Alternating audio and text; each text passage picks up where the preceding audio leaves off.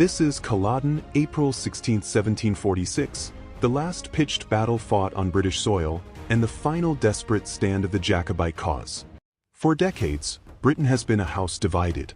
In 1688, the Catholic King James II was deposed in the Glorious Revolution and replaced by his Protestant daughter Mary and her husband William of Orange. Yet the Jacobites, supporters of James and his heirs, never accepted the loss. From Ireland to the Highlands, rebellion simmered. They rose in 1689, again in 1715, and again in 1719, each time crushed but not forgotten. By 1745, a new figure appeared, Charles Edward Stuart, grandson of James II. To his supporters he was the rightful heir, the Prince of Wales in exile. To London he was the pretender. With French encouragement, Charles landed in the Scottish Highlands in July 1745. In a dazzling march, his mostly Highland army captured Edinburgh and routed British forces at Prestonpans. They swept south into England, reaching as far as Derby, only 125 miles from London. For a moment it seemed the Stuart crown might truly be restored. But hesitation, poor coordination with promised French reinforcements, and wavering support from English Jacobites stalled the advance. The Prince's Council voted to retreat back to Scotland. Pursued by a reorganized government army under the Duke of Cumberland, son of King George II, the Jacobites fell back northward. Winter, hunger, and desertion gnawed at them. By spring 1746, Charles gathered his exhausted forces near Inverness, determined to make a stand. This was no minor skirmish. The fate of the Stuart dynasty, the autonomy of the Highlands, and the future of Britain's monarchy were about to be decided on a rain-soaked field called Culloden Moor. Charles commanded around 5,000 to 7,000 men by April, though numbers vary. Most were Highland clansmen, MacDonalds, Camerons, Frasers, Macintoshes, men bound by kinship and tradition, many wielding broadswords, targes, small round shields, and dirks. They had few cavalry and limited artillery. Their strength lay in the famous Highland Charge, a ferocious rush meant to smash enemy lines before disciplined musket volleys could stop them. Yet the army was fraying. Supplies were scarce, pay often non-existent. Some Lowland and French regulars bolstered their ranks, but morale sagged. Charles, once a romantic figure, now seemed indecisive. His officers quarreled over strategy. Hunger haunted the camp. Even the fierce Highlanders were weary. Facing them was a well-supplied force of about 8,000 under William Augustus, Duke of Cumberland. Fresh from winter training at Aberdeen, his troops were drilled to counter the Highland Charge. They were mostly British regulars, English, Scots, and Irish Protestants, arrayed in disciplined battalions with ample cannon and cavalry. Red coats, gleaming bayonets, and a steady drumbeat contrasted sharply with the Jacobites' ragged tartans. Cumberland had studied past Jacobite uprisings and adapted tactics. Artillery would open the fight. Infantry would deliver controlled volleys, then step forward with fixed bayonets aimed not at the man directly in front but at his exposed right side, a deadly innovation against the Highlanders' Targe. Cavalry waited on the flanks to exploit any break. Culloden Moor lay just east of Inverness. It was a flat, boggy expanse dotted with heather and scrub, hemmed by stone walls and ditches. For the Highlanders, who preferred broken ground for swift charges, it was poor terrain.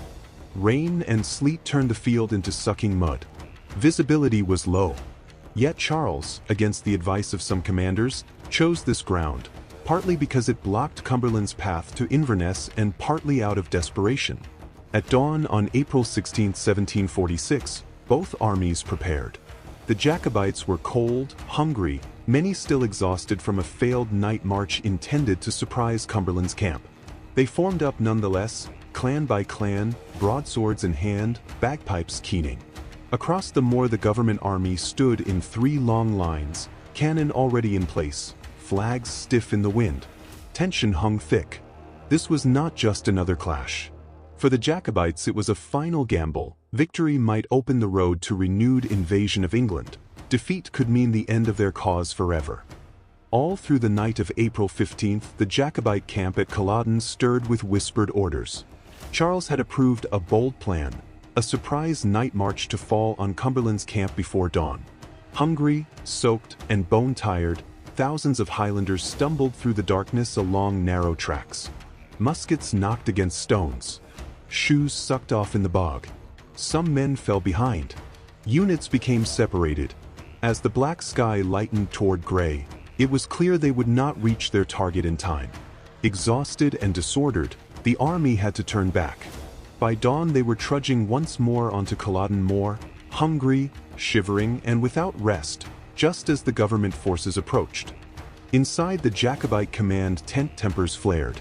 Lord George Murray urged retreat to more favorable ground. The MacDonald clans complained bitterly at being placed on the left wing instead of the right, an old tradition of honor among Highlanders. Charles, pale and stubborn, insisted on making his stand here. Some whispered that the prince's French advisers swayed him. Whatever the reason, the Jacobite army began to form up in lines across the sodden moor. On the opposite side, Cumberland's men were fresh, fed, and eager. Their artillery had been carefully positioned. Their ranks were drawn up in neat formations, drums steady, colors bright against the gloom. They could hear the distant skirl of Jacobite pipes. To some it sounded wild and frightening, to others like the cry of doomed men. Shortly after 11 a.m. the battle began. Cumberland's artillery thundered first, hurling round shot and grape shot into the Jacobite lines. The soft ground made it hard for the Jacobites' few cannon to answer effectively. Many of their gunners had already been killed or scattered. For nearly half an hour government guns tore bloody gaps in the motionless Highland ranks. The prince, on horseback behind the line, urged his men to hold steady until ordered to charge. Rain and sleet lashed across the field. Smoke thickened. Highlanders shifted restlessly, clutching their targes, waiting for the signal. Some clans began to edge forward without orders. Men dropped in rows under the relentless iron storm. Finally, unable to bear it any longer, the right wing, the Camerons, Stuarts, and Athole men, surged ahead with a roar. Bagpipes screamed, broadswords flashed, and thousands of Highlanders burst across the moor. Mud sucked at their legs, slowing them. Artillery and musket fire raked their ranks. Still they closed the distance, shouting clan cries, "Lochiel! Claymore!" As they hurled themselves at the red lines. The government infantry stood firm. Trained to fire in platoons, they delivered withering volleys at close range. Bayonets thrust not at the man directly before them but at the unshielded side of the Highlander next to him, exactly as Cumberland had drilled them. It was devastating. Whole sections of the charge broke apart before even reaching the bayonets. Yet pockets of Highlanders crashed into the first line, hacking with broadswords and dirks. Brief, savage hand-to-hand fighting erupted. For a moment the government center wavered under the sheer ferocity of the assault. Cumberland threw in fresh battalions and directed flanking fire into the compressed Highland mass. His cavalry swept around the Jacobite left, cutting down fugitives and threatening to encircle the whole army. The MacDonald wing, still angry at their placement and hammered by artillery, advanced late and hesitantly, leaving a gap. Government troops exploited it, pouring musket fire into the exposed flank. Within minutes the right-wing assault was repulsed. Men fell back in disorder, others ran. The government second line moved up, bayonets gleaming, drums beating. The Highland charge, once a thing of terror, had been blunted and broken. Seeing the right wing shattered and the left disintegrating under cavalry attacks, the Jacobite center began to crumble. The prince tried to rally his guards, but panic swept the field. Highlanders threw down muskets and fled toward the walls and ditches at the rear. Government dragoons cut them down as they ran. Artillery continued to fire into the retreating mass.